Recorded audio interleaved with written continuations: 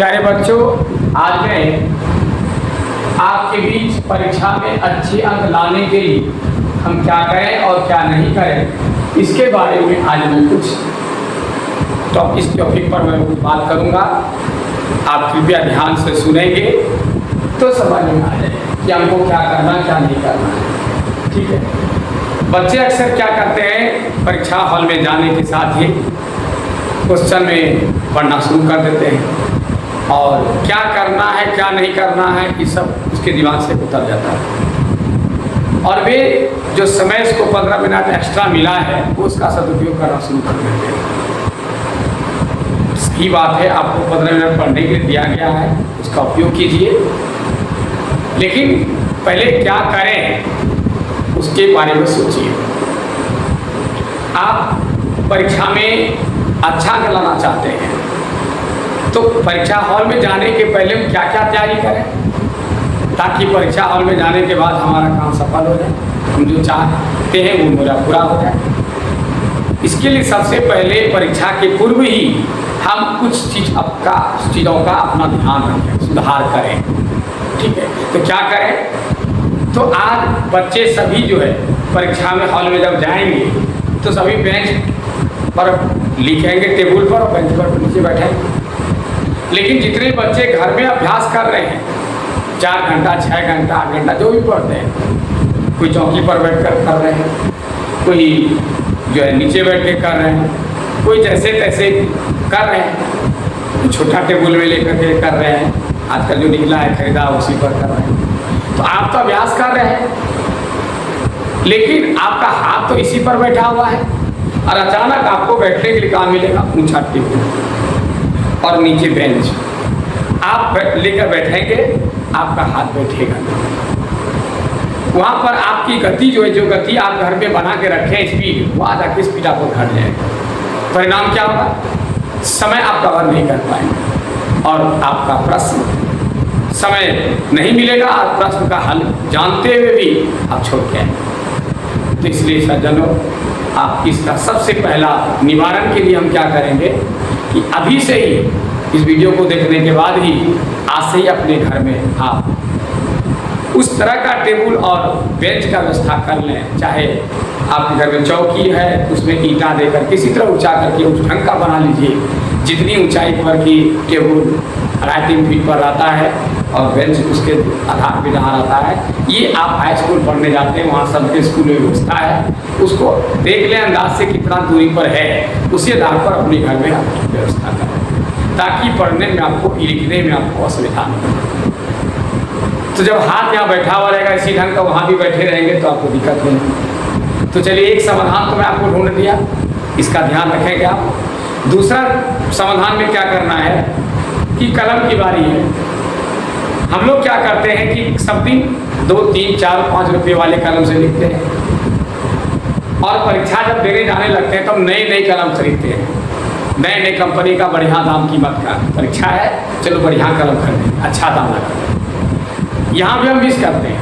हम क्या मिस कर रहे हैं कि सब दिन मैंने यदि 3 रुपये कलम से लिखने की आदत लगा ली है तो वह कलम हमारा हाथ में बैठा हुआ है, उससे लेते लिखते हमारा स्पीड बना हुआ है और अचानक आप चाहे तो मोटी कलम से लिखने की आदत है तो हाथ में बैठा हुआ है, आप पतली कलम खरीद लिया या पतली कलम की आदत है मोटी कलम खरीद ली, तो फिर आप ऐसे अंदाज कीजिए जब कभी भी अपना साइकिल छोड़ के दूसरे साइकिल चलाते हैं या अपना चप्पल छोड़ के दूसरे चप्पल पर जैसे घुसाने वाले को पता चल जाता है ये मेरा चप्पल नहीं है, दूसरे का साइकिल चले, कितना बढ़िया उसके लिए साइकिल है, आप चलाएंगे आपको थोड़ा सा डिस्टर्ब हो जाएगा क्योंकि आपका हाथों से बैठा हुआ है, क्योंकि आपसे बढ़िया साइकिल, आपकी पुरानी साइकिल उसकी नहीं है, फिर भी आपको दिक्कत है। तो वही चीज़ यहाँ भी है, नए कलम खरीदते हैं तो आप ये मत सोचिए कि नए कलम पर छाव लिखेंगे, पहले से जो कलम आप लिख रहे हैं उसी कलम से आप लिखें और वो कलम ही आप यूज करें। जैसे कलम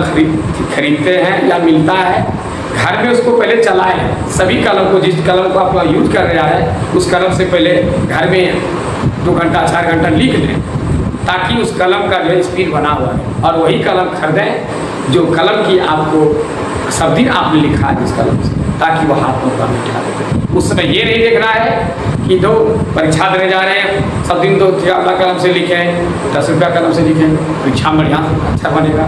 ये हमारी भूल है। बढ़िया अक्षर पर बढ़िया कलम से बढ़िया अक्षर बनती है, ये नहीं, बल्कि जिस कलम से हम आदत बना ली है वही अक्षर आपका होगा। इसलिए उस पर हमें ध्यान देना चाहिए। साथ ही साथ कलम जब भी लेकर के जाएं, 2 तरह के कलम लेकर जाएं, एक ब्लैक और एक ब्लू, यानी काला और ब्लू दोनों, और 2 कलम ले लें। कलम कम नहीं रखें और दोनों को स्पीड भरे बना के रखें। और जब लिखने लगे तो जैसे आपने दिया 1 नंबर, ठीक है, प्रश्न उत्तर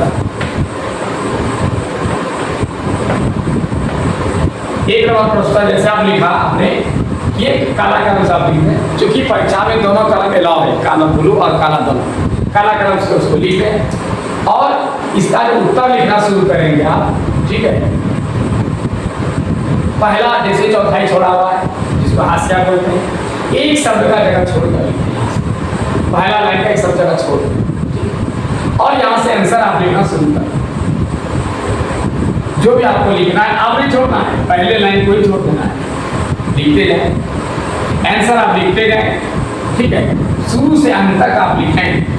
लिखते समय ध्यान में रहे कि हमारा अक्षर सुंदर, ऐसा अक्षर ना लिखें कि आपका लिखा हुआ आप ही नहीं पढ़ सकेंगे तो मास्टर का पढ़ेगा, क्योंकि आपकी जो लिखावट है दूसरों के सामने जाएगी और वह जो है सहने के लिए सुस्ता से सह नहीं पाएगा, क्योंकि उसको दिन भर बहुत सारे कॉपियाँ सहनी है।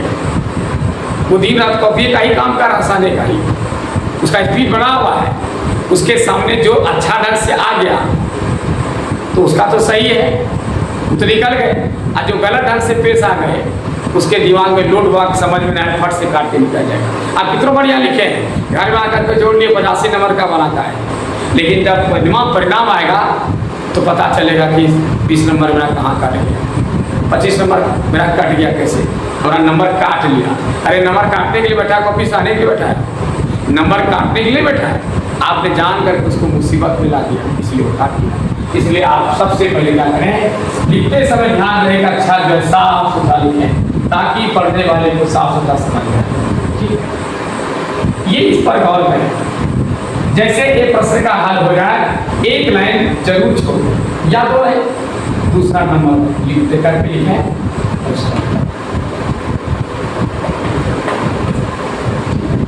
और फिर आप उसका जवाब ना दे सकते हैं, छोड़कर आपकी कॉपियाँ जो है सभी कॉपियों से भिन्न हो जाए, ठीक है। आप में एक अलग इसे या ऐसे नहीं दे सकते हैं, ऐसे करके दे दीजिए, नहीं लिख देना है ऐसे करके दे दें, ठीक है।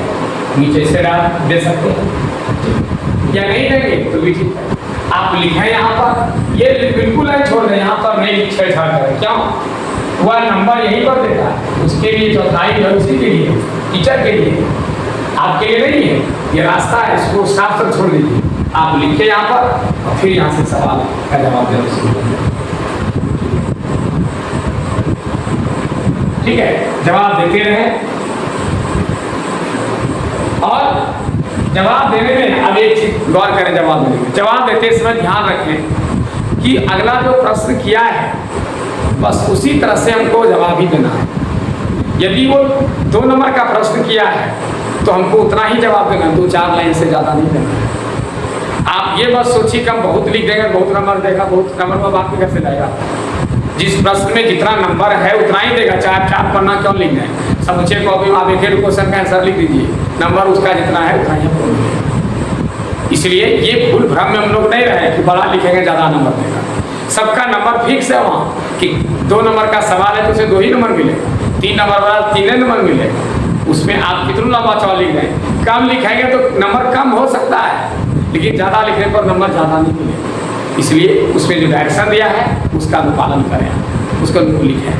आपको 3-4 लाइन से 1-2 लाइन बेसिक हो जाएगा, चलेगा, लेकिन ऐसा नहीं कि 4 लाइन लिखना है तो 10 लाइन लिख दिए, 20 लाइन लिख दिए, ये उचित नहीं, क्योंकि आप ज़्यादा लिखेंगे तो आप ही मार खाएंगे। क्या मार खाएंगे, आपका समय इधर चला जाएगा, दूसरा प्रश्न का जवाब नहीं दे पाएंगे और उनको भी हानि क्या है कि वो उतना नहीं पढ़ेंगे, वो हल्का फुल्का पढ़ के निकल जाएंगे, देख लेंगे कि आपका प्रश्न का उत्तर सही है गलत है, काट के निकल जाएंगे। इसलिए आप हमेशा ध्यान दें, उत्तर देते समय जब किसी प्रश्न का आप जवाब दे रहे हैं तो बाउंड्री देना छोड़ दें। हम लोग क्या करते हैं, घर बनाने के लिए 40,000 ईटा गिरा है, अब पूरा प्लॉट का बाउंड्री घेरे, अब लोगों को कह रहे हैं कि मकान बनाने जा रहे हैं और ईटा गिरा है, बाउंड्री घेरे, 40,000 ईटा तुम्हारा बाउंड्री में चला, मकान बना नहीं बना। तो बाउंड्री ज़्यादा मत मानिए, आप हमेशा ध्यान में रखना है कि हमको घर बनाना है, सब ईटा यदि बाउंड्री में खर्च कर देंगे तो घर किससे बनेगा। इसलिए जितना भी प्रश्न का उत्तर आपके दिमाग में सेट है, उस उत्तर को ही पहले लिखने का कोशिश करें। पहले प्रश्न का जो उचित जवाब है उसको दे दीजिए, उसके बाद जो ईटा बचेगा बाउंड्री मारते रहिए। यदि आपको 60 शब्दों में पूछ रहा है तो जो उचित जवाब है उसको जवाब को पहले दे दीजिए, और 60 शब्द पुराना है ना, उसी से संबंधित बात को नीचे लिख करके बुला दीजिए। क्योंकि कोई भी एग्जामिनर शुरू में ही पढ़ता है कि ये जो प्रश्न किया उसका जवाब ये किस ढंग से दे रहा है, उसका देने का शैली क्या है, जो प्रश्न कर रहा है उससे संबंधित बातें हैं या उलझुल जुलूल बातें से भर रहा है। उसमें जैसे पढ़ेगा खोजेगा नहीं कि इसका आंसर हो सकता है पीछे लिखा हो, देखते समझा पढ़ के पीछे लिखा हुआ, उसको फुर्सत नहीं उतना, ठीक है ना, वो आपका खोजने के लिए बैठा है, कॉपी जांच करने के लिए बैठा है। इसलिए आप यदि शुरू में उसको देख दिए बढ़िया से तो समझ जाएगा कि नहीं इसका जवाब देने का सही ठीक है।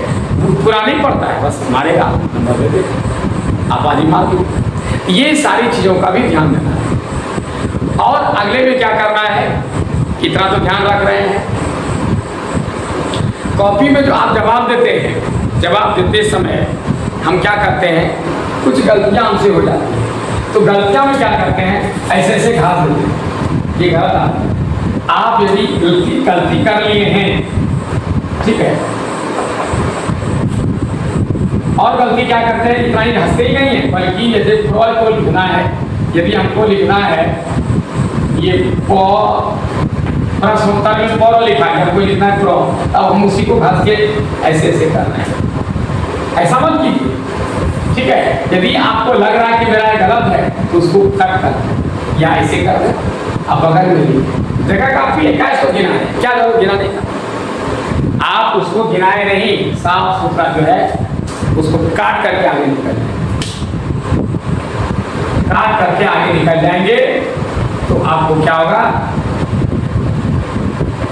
उसका कोई बुरा परिणाम नहीं मिलेगा। आप तो घिना देते हैं, घिना करके मत दीजिए। अब अगला फैक्टर क्या है कि विद्यार्थी का ये मोटिव है होता है कि हम पहले पढ़ा पढ़ के पहला जवाब देंगे तब दूसरा देंगे, दूसरा पढ़ के तब तीसरा देंगे, ये भूल जाइए आप। यहाँ पर हम लोग मिस करते हैं।